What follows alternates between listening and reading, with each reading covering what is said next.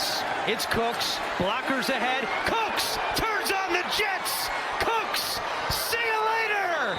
Touchdown, Texans. Ooh-wee! Are you not entertained? Welcome in. It is DFW Sports Station 105.3 The Fan. This is why it's live and local each and every weekend. Alec Medford and the three-time Hall of Famer Chris Arnold. Got you down. And Justin Honore. And you, the Turn It On, Leave It On listener right here on 105.3 The Fan. We appreciate you doing just that.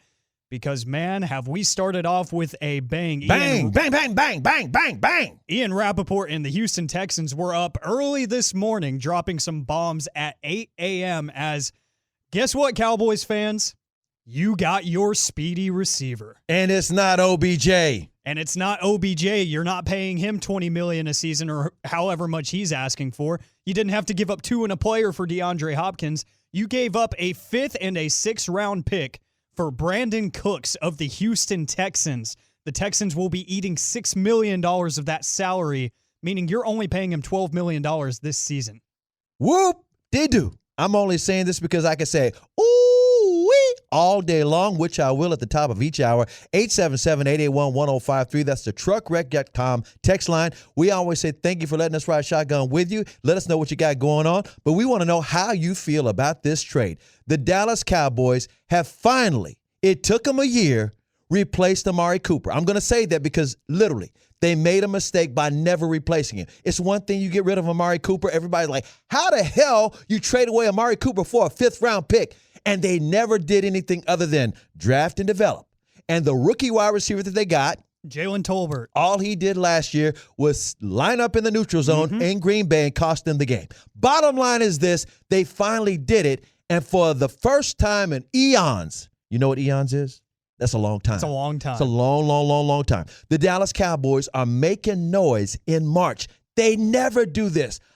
Even before the pandemic, they're like, oh, draft and develop. They never said it, but that's all they ever did. They never played around in free agency in March. They never made any trades except for on the fringes. Now they've done some things, which makes me think, I think they're trying to win a Super Bowl. I think they're trying to win right now. And I got to give you your flowers because yesterday when we were talking on the Fan Jam with Will Chambers about what receivers could be added to this position, you came out of left field and said, what about revisiting that Brandin Cooks conversation that they had at the trade deadline? Yep, nobody's talking about Brandin Cooks. I saw a nugget somewhere that said that the Texans might not be asking for as much. And that's why I brought it to the table several times yesterday because I said it's a perfect fit. Now, for those who want to know a little bit about Brandin Cooks, go ahead and give some information about his stats, and I'm going to augment it with some things that I found out as well. Yeah, so Brandin Cooks is a 29-year-old speedy receiver. He has now been traded 4 times in his career, and that's why you think he's been around forever. He's been passed around 4 times, but according to NFL Research's records dating back to 1980, he ties Eric Dickerson for the most times being traded all time. But this is a guy who has had 6 1,000-yard seasons. Yep. With different quarterbacks, different coaches, different systems, varying levels of offensive play and performance. This is a guy that can play. This is the shame.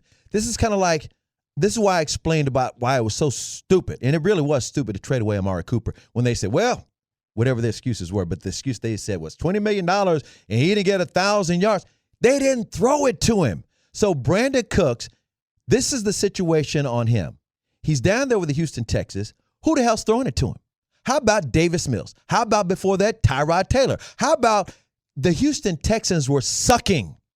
When he first got there, he was catching the ball from Deshaun Watson. Well, you get 1,000 yards. Before that, he's throwing the ball he was catching the ball with the Rams from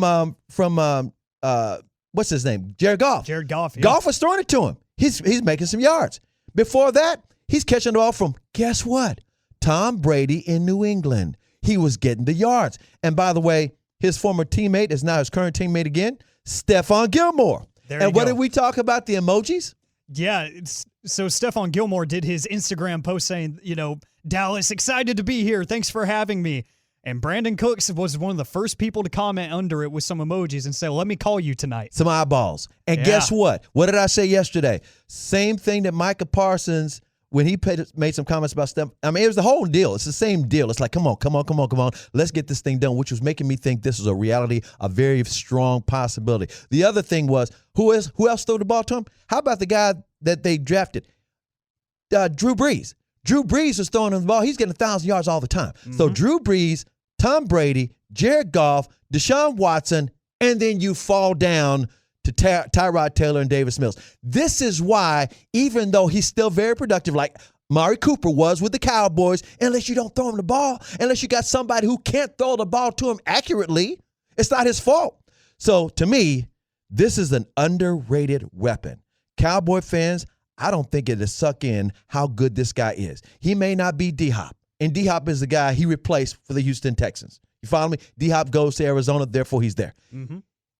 All I got to say is this guy is still really, really good, and the price is, again, very exceptional. Say what the price is again. So he has an $18 million fully guaranteed salary this season, but the Texans are eating $6 million of that, bringing it down to $12 million alone this season. And one of the reasons why they're moving him is because they got another head coach. You already know the Texans right now are an S show in the first place, but they have accumulated all these draft picks. And that's what they're looking at. We've just added 2 more, a 5 and a 6. Now, we had a teller that texted in just a little while ago that said, you trade Amari Cooper for a 5th, and Brandin Cooks even got a 5th and a 6th. So just showing you again, they gave away Amari Cooper. And to me, what I'm learning about this particular trade, not only are they in to try to at least get to the NFC Championship game, and in my mind, they're looking at the landscape of the NFC and saying, hey, we got a chance to go to Super Bowl. The reason I'm glad that they're doing this, the 2 takes are they recognize their mistake on Amari Cooper. I mean, it's one thing you trade him away, whatever your real reasons are, but the bottom line, you never replaced him. Now they're realizing, guess what? Had we really replaced him, we would have had more than CeeDee Lamb and Tony Pollard in the playoffs this past March, or past February, where it was, January. I'm getting all excited because I can't believe the Cowboys front office is actually doing something right now when reportedly always in March, they're on a family cruise together. Yeah. I guess they decided to hold off the cruise. They did. And before we go to the truckwreck.com text on, a couple of nuggets from our Cowboys insider, Bobby Belt. Apparently, according to Bobby Belt, the Cowboys had a deal in place for a 3rd-round pick last year. It fell apart when the Texans wanted a 2nd-round pick for Brandin Cooks. They now get him for even cheaper than they initially wanted. And if you want more connections to the Dallas Cowboys, his former wide receivers coach, Robert Prince, is on staff now. So you have connections all over the place on this roster that just make sense. He has an advocate in the building. Speaking of that building, let me go ahead and give a quick shout out. I was actually up at the Star last night. Did I ever tell you that? Did I tell you that I was headed to the Star? No, you didn't. Went to the Star last night. There was a surprise retirement party. Not for anybody in the Cowboys front office, but you may have heard, about a month ago, that legendary photo. I'm gonna just give him his title. Assistant Sports Director at Channel 8, Jose Gant, who is part of the Shot Boys camera crew. He has been the right-hand man in the sports department at Channel 8 longer than Dale Hansen was ever there. He just retired after 43 years at Channel 8, and he had a surprise party. I can't even tell you. Only Jose Gant could bring in 5 decades worth of who's who. These are people you don't even know, but imagine everybody, except for maybe Glory Campos, right? And Dale Hansen, of course, was there. All the Channel 8 people were there. Dallas Cowboys people, their PR department, the entire department was there. Charles Haley was there. Rolando Blackman was there. There was a who's who. It was a full dinner. It was everything you can imagine in that atrium area. And you also had different sports figures behind the scenes from Channel 5, Channel 11, Channel 4. It was like a high school reunion. And all because of Jose Gant, and I was there for that, and also got some more inside information. By the way, all the Cowboys media was there as well. Clarence Hill, David Moore, I go on and on. John Machota, all of them were all there because they have so much respect for Jose Gant. And Dak Prescott and Troy Aikman also sent video congratulations, and Dak gave him an autographed jersey as well. That's awesome. That's Jose Gant. So props to Jose. And 571 says, hey, CA, it's me, Gyron. Just buffered. Gyron Rogers, today's my birthday. Can I get a shout out? Happy birthday, Happy Gyron Rogers. GR. If you're a Cowboys fan, you just got a great gift. You sure did. And that's the way you start a show. Absolutely. With some breaking news of the morning. It happens right as you're driving down 67 and you're like, hold on, I need to get to the studio pretty quick so I can read this notification. But to the truckwreck.com text line we go. We have a question from the 402. How many years do we get to keep Cooks? He is under contract through the 2024 season. So, and he is due $13 million in 2024. So you've got him on the books for 2 years. So you could make something work. Tons of reaction pouring in as we just get started here on 105.3 The Fan from the 775. Finally, and they keep coming in. After 17 years, the Cowboys getting Brandin Cooks have a legitimate chance to go fast forward in the playoffs with Lamb, Cooks, and Dak. You can these texts are buffering like you were saying. You can play video game passing. There we go. And a very good defense as usual. There's absolutely no excuses for the Cowboys to not get to the NFC Conference Championship game. And I think that's going to be a pretty common theme among Cowboys fans as we progress on through the offseason after making some of these great moves. There's more of a sense of urgency. We haven't seen anything like this in a while. Exactly. It's like they've been needing to do this. Now, I gave Stephen Jones his props and his flowers back in October when I said I don't see the way you took away the talent off the team in the offseason that this team wins more than 8 games. But Dak Prescott's thumb injury showed chemistry, commitment, and all those. And I gave it to Stephen Jones and Mike McCarthy in particular because those guys, they showed commitment, chemistry, things you don't see on a spreadsheet, that you don't see with analytics. They did